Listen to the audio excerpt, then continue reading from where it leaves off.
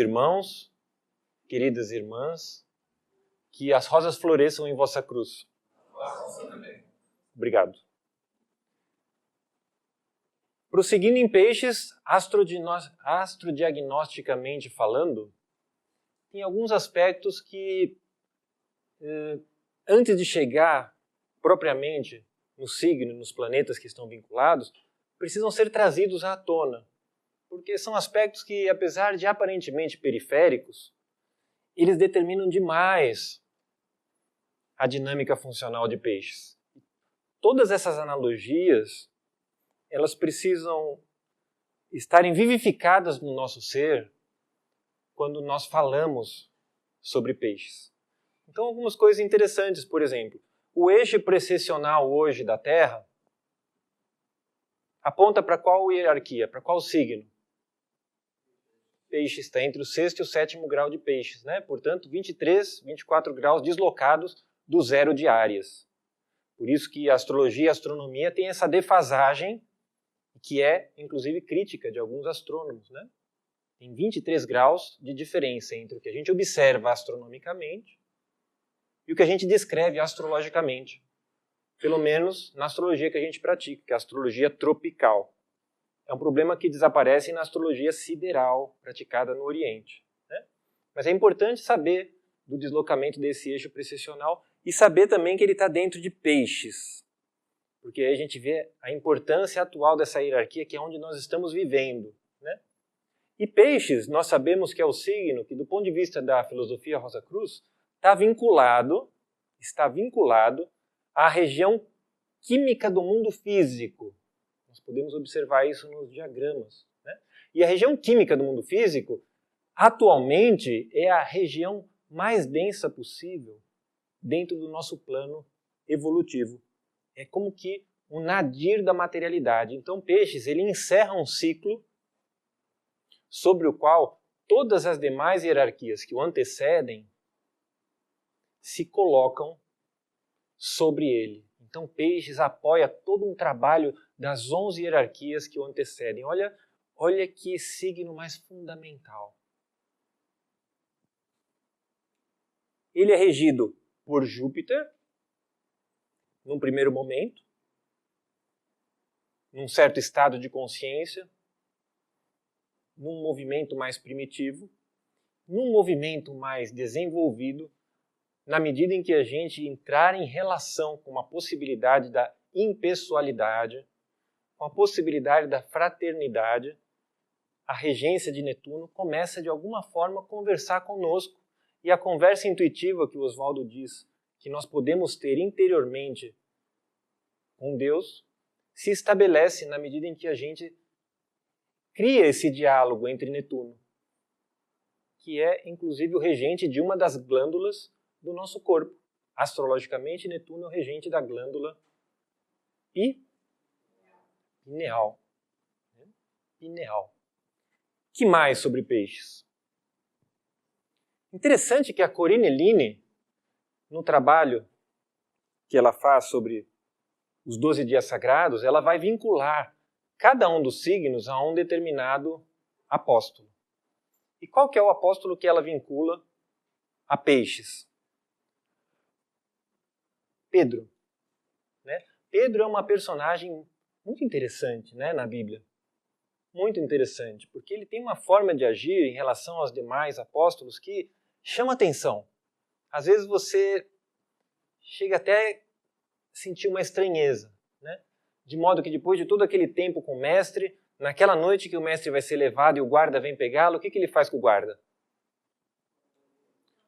Corta a orelha do guarda com a espada. É uma tosqueira isso, né? Alguma coisa assim, só pode ser, porque o cara corta a orelha do guarda. Que coisa, né? Bom, depois, o que ele faz? Nega o Cristo 3 vezes. Olha que figura. Né? E depois de todo o mistério, ele reencontra com esse ser transfigurado e Cristo pergunta para ele 3 vezes se ele o ama. Olha as coisas que acontecem com essa personalidade, né? Então é muito interessante ver, dentro dessa perspectiva analógica, a falta de noção vinculada a tudo aquilo que diz respeito a peixes. E Netuno realmente é um planeta que, regendo peixes, fala muito de uma questão de nebulosidade, de imprecisão, assim como Júpiter também, que Júpiter é um planeta que tem um perfil bastante abundante, espaçoso, né? A pessoa muito jupiteriana, às vezes, não tem uma noção do espaço alheio. Então, toda essa questão de falta de noção, respeitosamente, a gente pode, aos poucos, ir vinculando a essa hierarquia de peixes, que é uma hierarquia que, às vezes, a pessoa que foi abençoada com planetas habitando esse espaço, ela vivencia essa falta de noção de uma forma mais vívida. Então, quem tem planeta em peixe já pode ir fazendo reflexões, né? Qual é a sua relação com Pedro, como ele se sente quando ele corta a orelha, quando ele nega 3 vezes, e quando Cristo pergunta 3 vezes. Porque, surpreendentemente, é sobre esse ser que as bases de um processo igreja é lançado. Pedro, tu és pedra. Olha que coisa interessante. É nesse ser que tem esse grau de instabilidade, de incerteza, de inadequação comportamental, eventualmente, que é escolhido depositar esse algo tão fundamental, que é a possibilidade de erguer um templo sobre a humanidade. Que coisa, o que será que está por trás disso? É um ser que afundou na água por falta de fé. Chegou a andar sobre a água, mas quando os ventos se aproximaram, afundou e pediu socorro. E foi chamado de homem de pouca fé. Que coisa, né? Olha então quem é essa hierarquia, quem são os seres que se vinculam a ela, para a gente ter todo o cuidado possível. Isso mesmo, é assustador. Quando a gente tem signos em peixes, é assim que a gente fica. A gente começa a pensar em alguma saída, né, para poder ganhar algum grau de clareza em um signo que é tão nebuloso e aparentemente tão interessante para as demais hierarquias, porque ele fecha um ciclo. E ele fecha um ciclo que contempla a possibilidade de todas as hierarquias comungarem dentro dele. Então olha que aparente desproporcionalidade, né? Então, Pedro, pedra, igreja.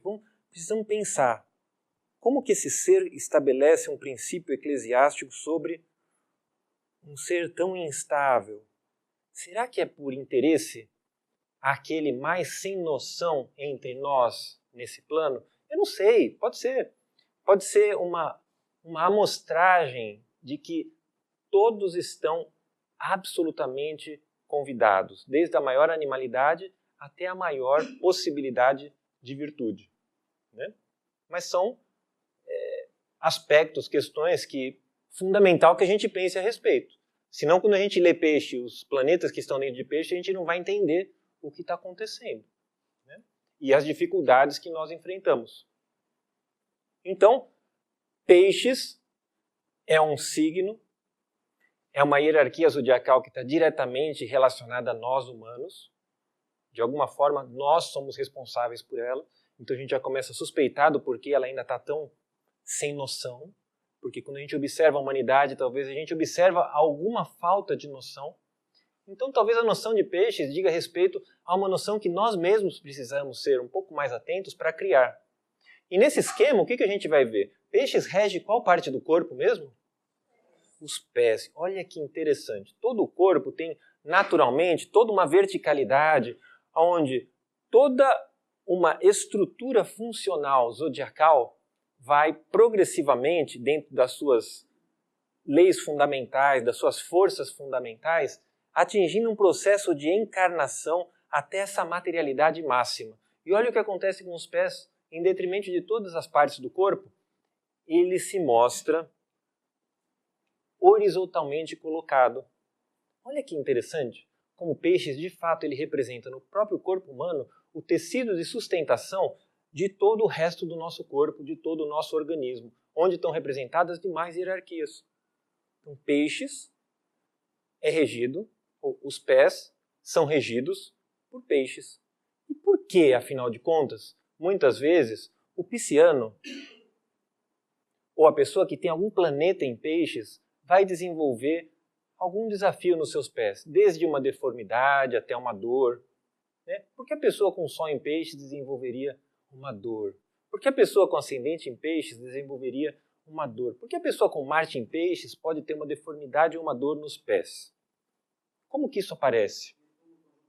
Netuno conjunto ao Sol é um aspecto maravilhoso, né? Até o Sol fica sem noção. Que coisa interessante, né? O que aconteceu com Netuno conjunto ao Sol? Como que é o espiritual dessa pessoa?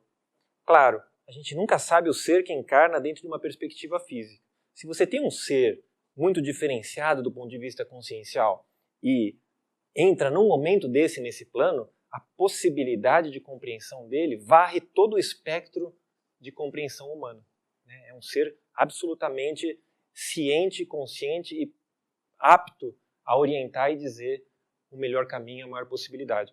Mas como a gente não alcança essa envergadura espiritual antes do processo encarnatório, é muito provável que o Netuno em conjunção com o Sol seja uma experiência de vida um pouco mais desafiadora em termos de perda de controle ou impossibilidade de noção e encaminhamento espiritual. Então você vê que delicadeza, né? Claro que todos os aspectos vão ajudar a gente a olhar para isso, né? Mas quando eu tenho planetas em peixe, eu sou convidado a exercitar na melhor possibilidade aquela hierarquia, que somos nós.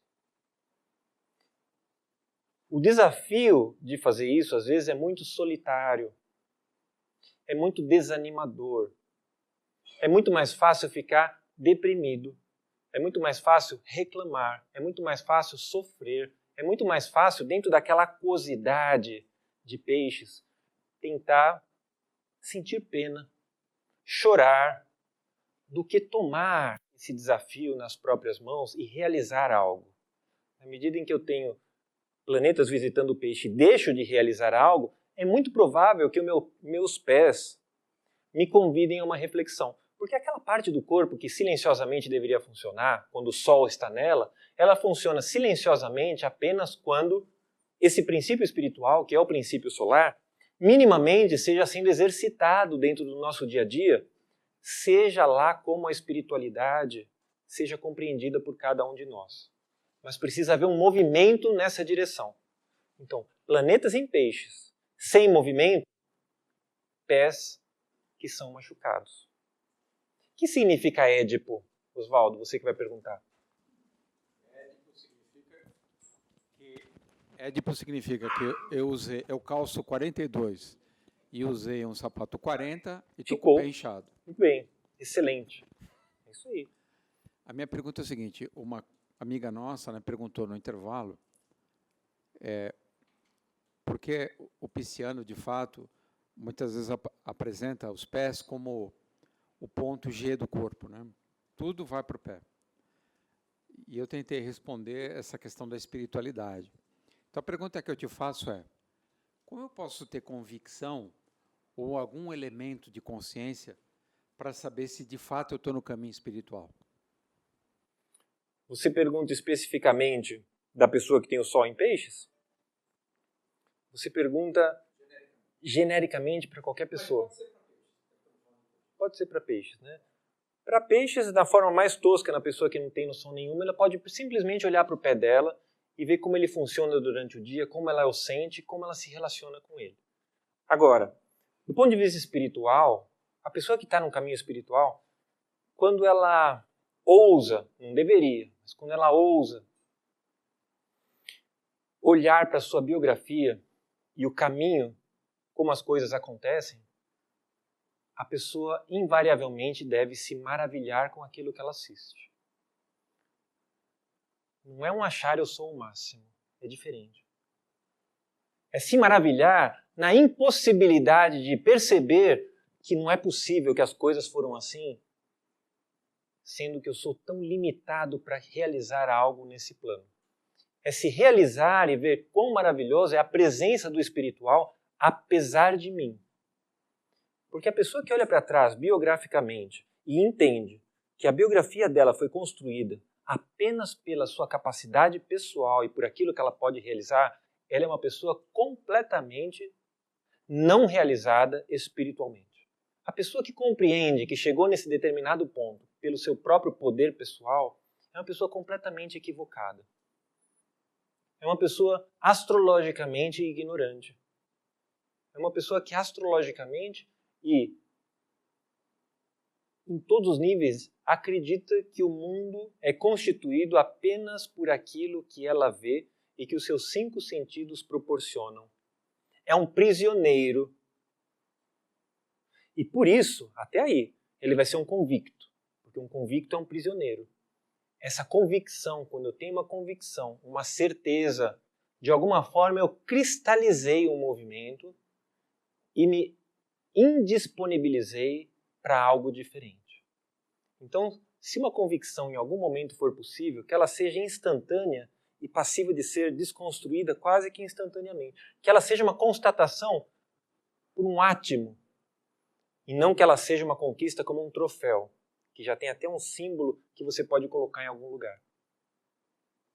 Então, quando eu olho para trás e percebo que minha vida é um milagre, e percebo que aquilo não poderia ter acontecido só por mim, então eu sou realizado espiritualmente. É quase um paradoxo, né? Porque a gente acredita que a gente alcança as coisas por nossa capacidade pessoal. Mas acreditar isso e vislumbrar isso é justamente o oposto. É uma forma de olhar para a inutilidade do servo, mas perceber essa inutilidade e transformar numa veneração por tudo aquilo que nos envolve. E perceber que mesmo sendo inútil, mesmo sendo um Pedro que corta a orelha, que nega 3 vezes, que afunda na água, eu sou alguém querido em alguma instância que se interessa por mim. Então olha que interessante, né? Não é um alcance racional, senão um soltar observacional. Mas é um observacional que pede uma impessoalidade muito arriscada, porque existe sempre a tentação de, pelo menos em algum momento no meu passado, eu acreditar que aquilo se deve à minha capacidade. E aí não funciona. Não enrolei não, né, Oswaldo? Então peixes, né? Peixes, pés, sustentando todas as demais hierarquias. E é muito curioso que quando essa hierarquia de peixes que está vinculada aos pés é acessada dentro de uma prática física, e a pessoa entra em meditação, nós encontramos algo curioso. Porque os pés, eles se dobram sobre as coxas. E tanto peixes quanto o Sagitário têm uma regência jupiteriana. Então a gente pode olhar, a gente sabe que Sagitário está ligado à mente. A gente sabe que peixes dos pés está ligado à região do mundo concreto. E muitas vezes a região do mundo concreto é tão fascinante que a gente se distrai e para de pensar. Mas quando por algum momento a gente conseguir alcançar esse equilíbrio da mente e de fato cessar esse movimento terreno e colocá-lo em comunhão com uma instância superior, como nessa posição, é a posição do meditador. Né? Talvez eu esteja fazendo um processo de unificar a minha mente. Entrar em relação com paradoxos sem me surpreender. Compreender posições antagônicas. Abrir mão de toda e qualquer espécie de partidarismo. Porque todo partidarismo é uma parcialidade. Se eu sou parcial, eu estou sujeito a, num outro momento, precisar reconhecer a contraparte em algum nível. Então, nessa posição de meditação, eu percebo o quê? Que eu coloco peixes em conjunção com Sagitário. Peixes e Sagitário estão em conjunção. O meu pensamento, onde eu começo, Sagitário, a região do pensamento concreto, época de Saturno, lá onde meu corpo físico começa, que é a forma como eu penso hoje, está em comunhão com o meu corpo físico hoje, como ele está constituído. É um curto-circuito entre 2 hierarquias, ou seja, olha que possibilidade de contemplação que esse encontro jupiteriano dos pés com a coxa me permite. Então isso é um exercício.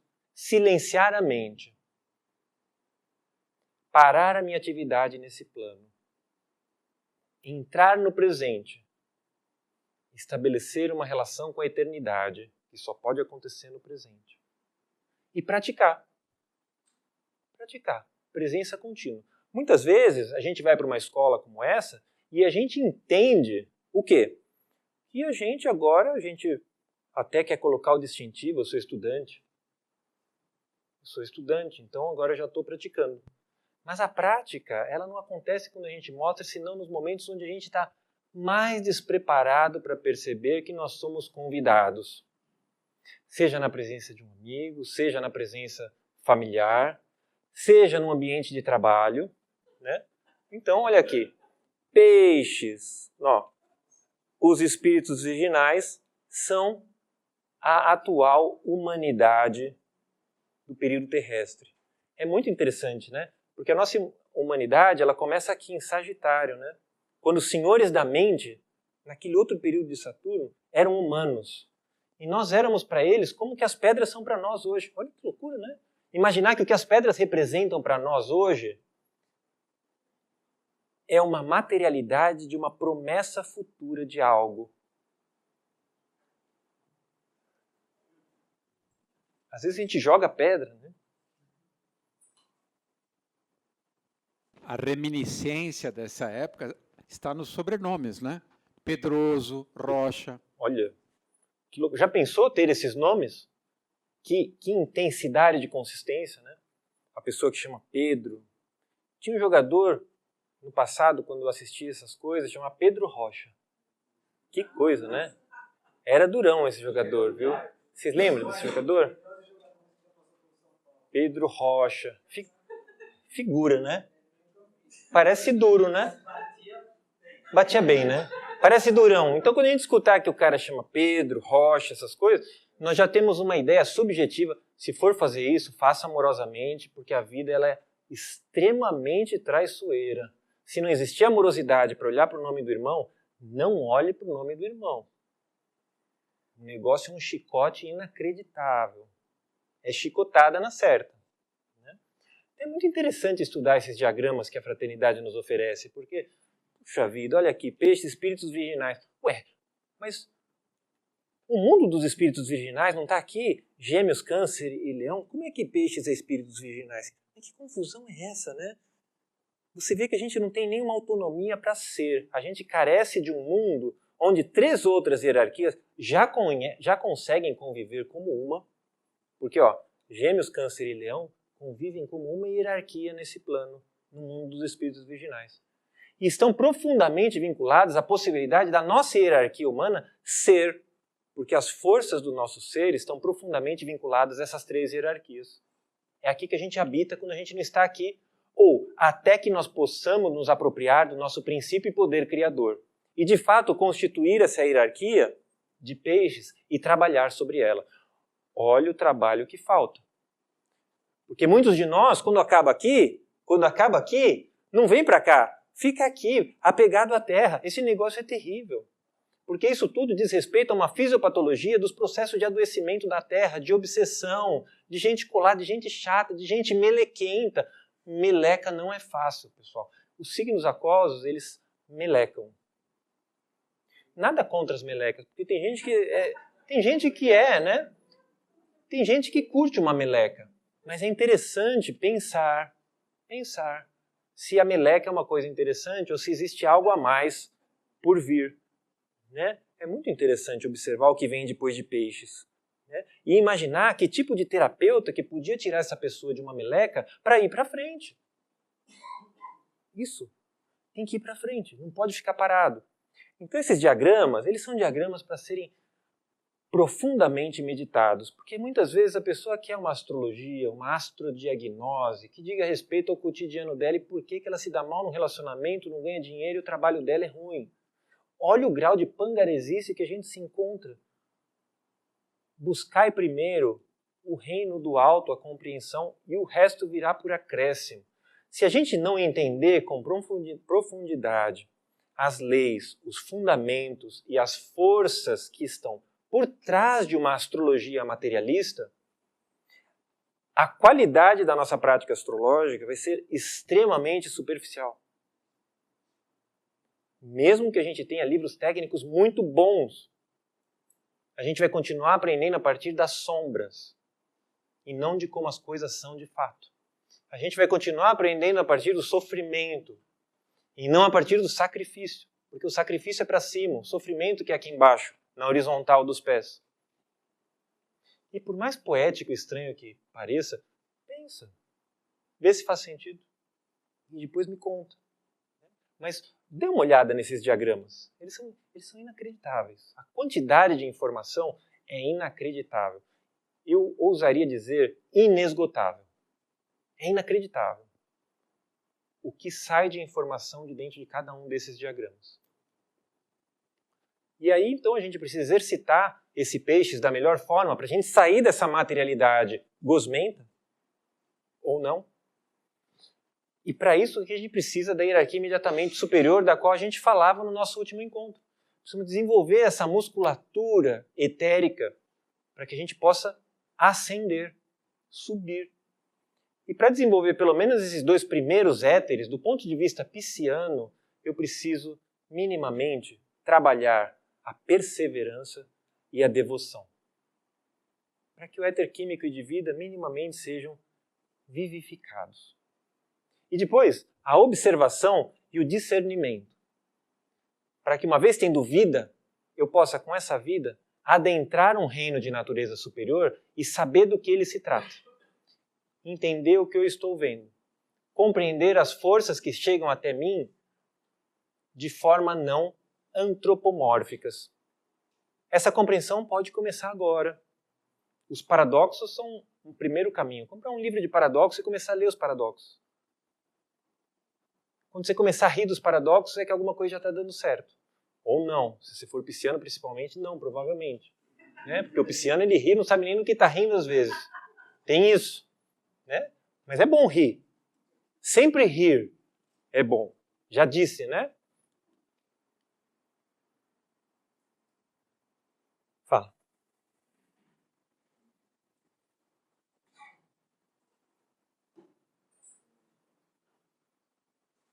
Bom, eu acho que uma meleca pisciana extremamente viscosa e pegajosa é a vitimização. Né? A vitimização, ela é um ciclo vicioso onde você sempre é o coitado, não importa o que você faça. Você tem algum remédio, já que você é neurocirurgião, algum implante, alguma neuroplasticidade para você sair desse mecanismo de vítima? Não, não. A pessoa que se vitimiza é como um viciado em álcool, um viciado em cigarro, um viciado em marihuana, um viciado em cocaína, um viciado em heroína, um viciado em videogame. É uma pessoa que está arranjando mais uma muleta. A vitimização é um processo de muletização. É um modus operandi. E não somos nós que resolvemos isso, porque isso já foi previsto dentro do processo criativo. A pessoa que se vitimiza, ela é atropelada pela vida. Ela é triturada pela vida. A pessoa que se vitimiza, ela não tem como escapar ao desastre. Então isso tudo está previsto, porque quem se vitimiza é um desastrado, é uma pessoa que descuidou dos astros, ou seja, se desconectou de um princípio macrocósmico. Então, ela é predestinada a algum tipo de acidente. Até que um choque muito forte descolhe esse comportamento patológico do ser. Não somos nós. As pessoas passivas de alguma transformação são aquelas que pelo menos estão disponíveis ao diálogo. Agora, a pessoa que no diálogo já pessoaliza de cara é uma pessoa que vai aprender pelo desastre. Porque apesar de nós falarmos, a gente não desenvolveu, olha que loucura, a gente aprendeu a falar, mas a gente ainda não aprendeu adequadamente a escutar. A gente não deveria começar a falar antes de aprender a escutar na melhor acepção do termo, na excelência do termo. E o livro que ensina a escutar é Martin Buber, Eu e Tu. Porque para escutar você precisa deixar de ser para que o outro seja. Outro livro que ensina a escutar é a Momô e o Senhor do Tempo. E quando a gente aprende a escutar, a qualidade da nossa fala atinge a excelência. Olha que esquisito, né? Porque a gente entende, né, que falando mais a gente falaria melhor. Mas não é. Para falar melhor, a gente precisa escutar melhor. Que loucura, né? Porque a pessoa que fala demais, muitas vezes ela não está nem escutando o que ela está falando. Ela está tendo espasmos laríngeos, ela não está comunicando. Ela está tendo um surto de... Da mesma forma que ela lança para fora uma comida que lhe fez mal, ela está lançando para fora toda a sua esfera interna, pouco trabalhada, pouco desenvolvida. E nesse momento é importante muita serenidade para o nosso olhar fazer algo de fato, que não seja simplesmente constatar e condenar. É nessa hora que a nossa escuta tem que ser excelente. Para que, se nós não pudermos resolver, a partir da nossa escuta amorosa, na melhor possibilidade, essa instância sem solução nesse plano possa ser elevada a uma instância que tem autoridade para atuar. Então a escuta compassiva, a escuta amorosa, pode favorecer a um melequento escutado que ele seja de alguma forma tocado por alguma instância ou experiência de vida que não seja o desastre. Ou seja, se alguém manifestar amor por alguém em estado deplorável, ao mesmo tempo essa mesma pessoa se torna instrumento para que algo seja feito por ela. Ainda que a pessoa não possa fazer nada, ela está fazendo o melhor. Ela está escutando compassivamente, ela está escutando amorosamente. Ela instrumentalizou a possibilidade do espiritual adentrar a Terra. Que loucura, né? Fala. Mas, Anjo Bom, vem cá. Agora eu vou ser pessoal com você. Pessoaliza. Você tem Vênus em Gêmeos. Você já nasceu com o ouvido na voz. Agora, a pessoa que tem Marte em Gêmeos tem o ego na voz. Como é que faz? É um desafio. Você sabe que eu tenho Marte e Vênus em Gêmeos. Tem os dois. Então, a marcialidade na voz é algo extremamente agressivo. Porque mesmo no silêncio de um convite, pode haver um grau de agressividade insuspeitável da parte de quem escuta. Mas a voz marciana, se ela estiver trabalhada, ela serve ao propósito da cura. Porque toda vibração que entra em contato com o nosso ser, se ela estiver revestida por uma certa qualidade de intencionalidade, ela é a mesma informação que um comprimido, que uma cirurgia, que uma terapia, qualquer que seja, tem sobre o corpo físico. Então, Marte em Gêmeos é a voz cirúrgica do orador. Se ele tiver mal aspectado, se ele tiver mal intencionado, ele é o ser que amaldiçoa. Ser amaldiçoado por uma pessoa dessa natureza não é interessante. Seja um amigo. Qualquer natureza. Mas existem naturezas que movem campos de hierarquias que estão vinculadas a corpos mais delicados, né? Então, talvez no primeiro momento a gente não sinta isso, mas no nosso processo ascensional, a gente fique parado por muito tempo numa outra instância sem saber de onde aquilo vem. Fica esquisita a conversa, mas faça um esforço para entender de onde eu estou falando. Sim. O que você está falando sobre peixes vale também para a casa 12, né? Para quem tem... A casa 12 é um tom de peixes, né? Ela é uma lembrança de peixes. É muito legal observar no nosso tema natal que a casa em que peixes está, de alguma forma, mesmo não sendo a 12, ela tem uma natureza de casa 12. Então é importante que a gente observe o compromisso que aquela casa está te convidando. Porque se você se negar a atuar na casa onde peixes está no seu tema natal, não sendo a 12, a sua vida não funciona. Não funciona. Porque você não está fazendo o básico. Então, conhecer a casa 12 e a casa onde está peixes é fundamental para sair do lugar. É dar partida no carro. Você tem que ter alguma noção do que fazer. Senão você vai achar que está fazendo um monte de coisa. O que você está fazendo? Você está repetindo o que você viu. Papaguenando, não é assim? Então, apropriar-se, tomar a vida nas próprias mãos, é olhar o nosso tema natal da melhor forma possível, entendendo onde estão os convites mais fundamentais para que a gente realize. O resto vem por acréscimo. Mesmo que você ache no primeiro momento que você está perdendo tempo, tem que fazer. Tem que acreditar em mágica. Para de precisar ver para crer. Experimenta por um instantinho o que Pedro experimentou quando ele pediu para andar em cima das águas. Claro que quando vocês estiverem andando em cima, vocês vão afundar. Vocês, nós.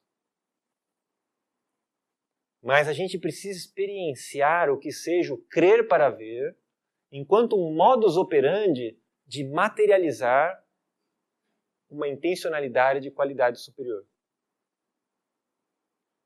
Desenvolver isso é fundamental, porque isso minimiza ou apaga todo o tecido de medo que hoje está completamente infiltrado na humanidade. Quando você começa a crer para ver e você vê, então o medo deixa de ter um porquê. Você fala que tudo está certo, mas compreendendo que tudo está certo, não porque alguém te falou. Porque às vezes a gente tem a impressão que a pessoa sabe o que está falando, que é um mestre, que é um guru, mas o guru é aquele cara lá. É um cara que não tem noção. Então o caminho é interno. É interno. Apropriar da própria vida. Então, onde está peixe no meu mapa?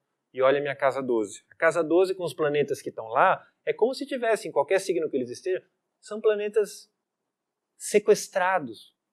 São poderes que, de alguma forma, eles estão retirados, salvo exceções. Nada é absoluto. A pessoa tem planetas na casa 12, fazendo aspectos redentores fora da casa 12, pode ser uma pessoa que tem penetração dentro de um universo que não é acessível a todos e pode ser um mediador. Não há garantias. Pelos seus frutos os conhecereis. Observa. Mestre, mas o senhor fala isso, mas está fazendo aquilo? Mestre, o que está vendo? Incoerência, esquizofrenia, atenção. Atenção às referências. Observe os rastros. A maior prerrogativa da materialidade é poder observar o mundo dos efeitos de uma forma bem tosca e real. É o mundo do ver para crer. É muito louco esse mundo, né? Os 5 sentidos, eles são, por um lado, extremamente limitantes, mas por outro lado, eles são muito certeiros. Eles dão muita certeza, afinal você está sentindo. Quem vai dizer para você que você não está sentindo? O cara te aperta e fala, pô, tá doendo, tá doendo. Aí ele fala para você, não, não tá doendo. Não estou sentindo nada. É ele que está apertando. Então o mundo dos 5 sentidos tem suas benesses. A gente não pode ficar preso nele. Então a casa 12 e a casa de peixe são fundamentais. Mas para entender o nosso processo básico de organização dos nossos veículos, pelo menos é interessante que a gente compreenda do plano onde nós emanamos como está astrologicamente a nossa organização funcional. A nossa fisiologia astrológica. Que loucura, parece esquizofrenia. Que loucura, né?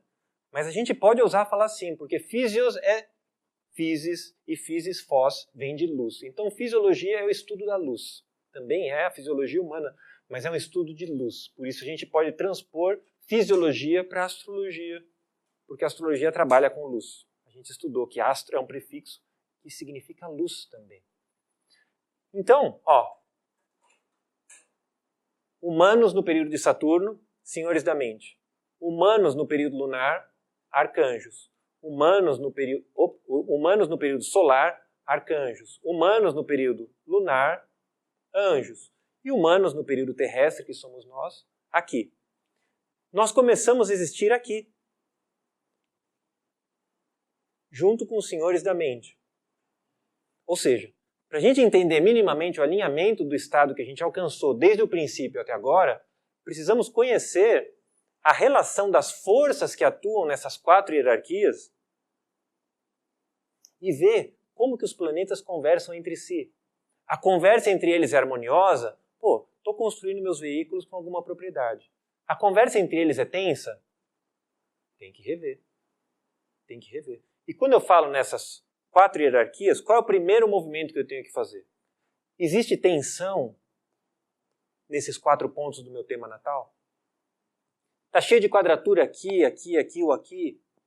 Os regentes dessas hierarquias estão muito aflitos. Nenhum deles faz aspecto com o meu ascendente. Pô, nenhum deles faz aspecto com o meu ascendente. Será que eu tenho alguma noção do que é estar no corpo? Será que eu sei o que está acontecendo? Como é possível ter nascido tão desalinhado? Tem gente que não tem noção. Tem gente que não tem noção, pessoal. E sai falando um monte de coisa. Está cheio de gente que não tem noção. Isso não é uma crítica, não é um elogio, é uma constatação, porque a gente está no mundo dos fatos. Então, por gentileza, eu não tenho nada contra as pessoas que não tenham noção. Mas eu acho importante que o discernimento observe a existência desses seres, porque esses seres podem eventualmente desvirtuar a caminhada alheia. Então vamos ver se a gente tem noção. Quais são, então, os planetas que fundamentalmente estão vinculados a esses 4 signos? Né? Sagitário, Capricórnio, Aquário e Peixes. Que estão vinculadas às forças operacionais desses 4 signos, dessas 4 hierarquias. Senhores da mente, arcanjos, anjos e humanos. Júpiter e Saturno. Opa, vou lá no meu tema natal. Oh, Júpiter quadrado Saturno? Já desconfia que você não tem noção. Desconfia. Opa, eu nasci sem noção. Olha que loucura. É quase preconceito, Carla. É quase um preconceito. Por isso precisa ser feito na melhor possibilidade, para que aconteça um autoacolhimento, para que não seja um negócio estúpido. Se você não tem noção, começa a ficar mais quieto e observar. Então você vai entender por que você não tem noção. Então, isso que desgraçou a sua vida, porque você não tem noção, essa quadratura entre Júpiter e Saturno, você não tem noção. Você não tem noção por quê? Por que você não tem noção numa quadratura de Júpiter com Saturno?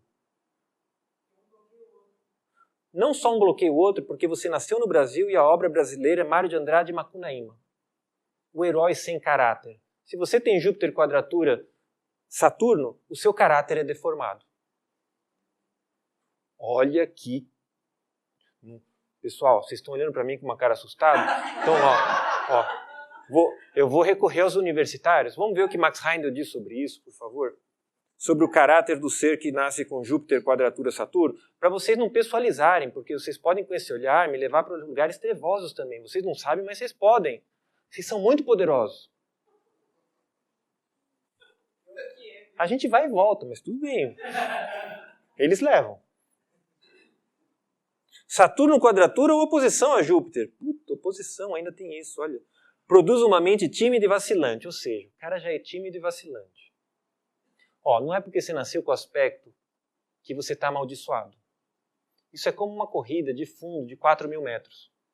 Tem um monte de coisa que pode acontecer. Você pode ter se treinado para a corrida, você pode ter escolhido correr aquilo, você não foi posto para correr à força. Precisamos olhar com uma forma interessante. Incapaz de tomar decisões, sempre desconfiando dos outros. Olha a qualidade desse ser, que interessante. Indolente, inclinado a se deixar levar pela corrente. Maria vai com as outras, pessoal. Partidário.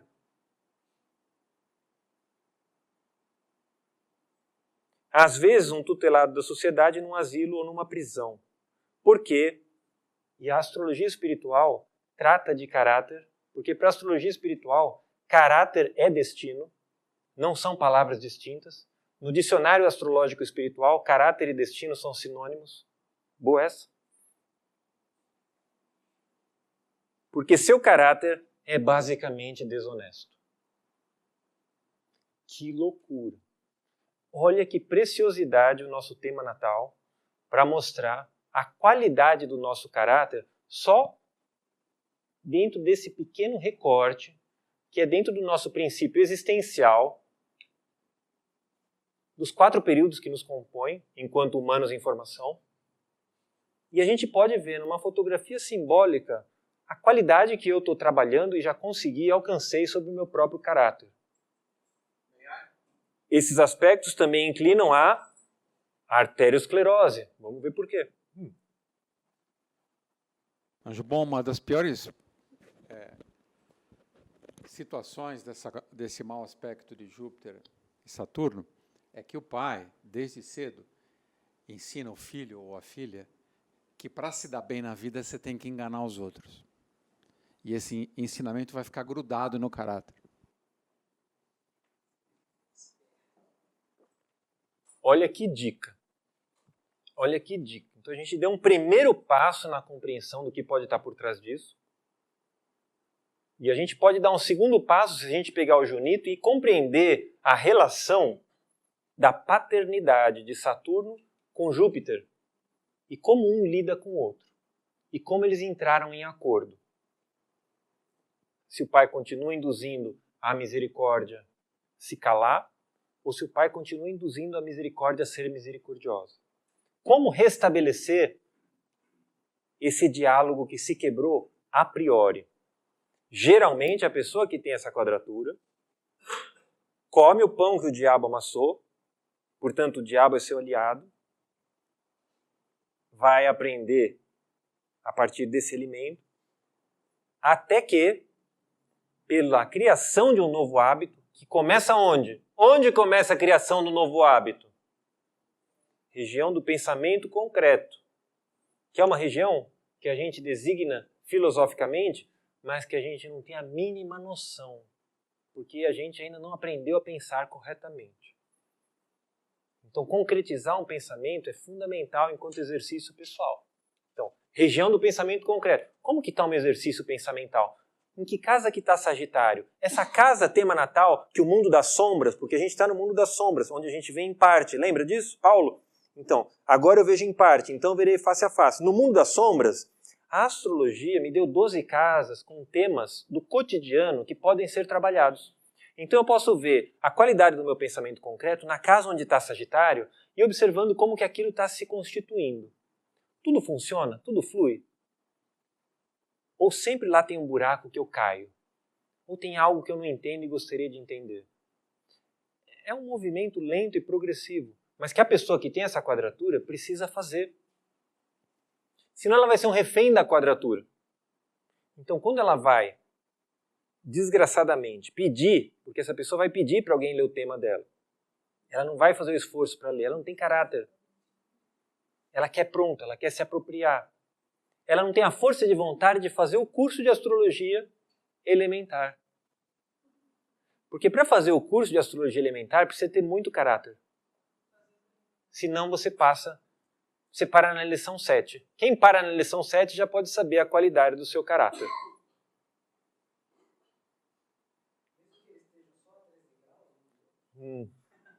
Bem bolado é típico da tentativa de uma quadratura se redimir racionalmente, né? Isso é terrível, a gente precisa prestar muita atenção e estudar toda a tábua de efemérides, porque mesmo que eles tenham um caráter dissociativo, uma retrogradação pode lhe pegar desprevenido e você ser, de novo, visitado por uma experiência. Então você precisa conhecer o movimento dos astros, senão você está condenado ao desastro. E aí a vida é desastrosa, porque você não considerou, ou seja, você não pensou considérios com o céu. Você escolheu o desastre. E aí você vai ter que desenvolver um recurso interior de ser grato ao desastre, que é a coisa mais difícil. Geralmente a gente fica a pé da vida quando o desastre acontece. Precisa desenvolver a gratidão. Gratidão ao desastre. Como fazer isso? Como fazer isso? Vê que coisa? E tudo isso nesse primeiro passo, né? Ver como é que estão os planetas dentro desses 4 signos, porque diz principalmente a minha forma e como ela se constituiu, a relação entre os meus corpos e como eles estão alinhados ou desalinhados. Então preciso saber muito bem isso aqui. Depois eu vou começar, uma vez que eu já sei a anatomia, eu já sei um jeitão, eu já sei que tem uma coisa lá, eu vou começar a olhar a fisiologia, ou seja, a parte funcional. A parte funcional nada mais é do que pegar as forças que atuam dentro de um sistema estático. Porque o mundo das hierarquias zodiacais é o mundo das leis. O mundo das hierarquias planetárias é o mundo das forças. Se eu não conheço as leis, eu uso as forças de forma equivocada. Então, junto com os aspectos e o que Max Heindel fala do caráter, e ele fala, da mesma forma que ele fala Júpiter quadrado Saturno e usa a palavra caráter, quando ele fala Júpiter sextil ou trígono Saturno, ele vai falar de caráter também. Saturno em sextil ou trígono com Júpiter gera um caráter forte. Então a astrologia Handeliana, Max Handel, ela é uma astrologia do caráter. Ela busca a saúde a partir da pessoa que tem a hombridade e coragem de tomar a vida nas próprias mãos e reconhecer os seus defeitos de caráter. Isso é silencioso. Ninguém pode fazer por mim. Preciso fazer os cursos. Que coisa, né? Então,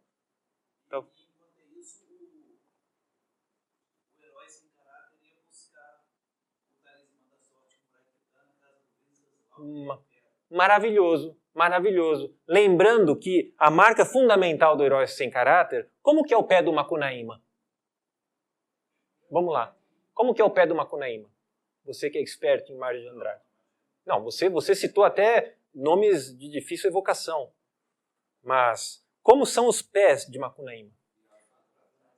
Você quase foi. Você foi para o meio, mas ele é para trás. Ou seja, olha o herói que caracteriza a nossa civilização brasileira.